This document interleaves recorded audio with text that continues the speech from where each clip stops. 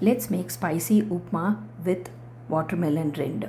I am using the white part of the watermelon. Shred them well. Heat coconut oil in a pan. Coconut oil gives a nice flavor for this upma. Temper it with mustard, urad dal, chana dal, peanuts, red chilli. Add sliced onions, chopped ginger, curry leaves, and saute till they change color. Add the shredded watermelon rind and saute well. Add tomatoes, mix. Add chili powder, turmeric powder, salt. Cover and cook for 1 to 2 minutes.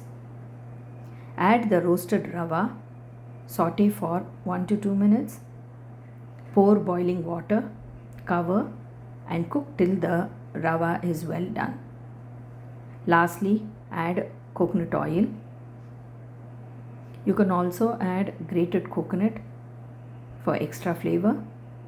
Garnish with curry leaves and enjoy with pickle. For detailed recipe, please visit my website www.sailajakitchen.org.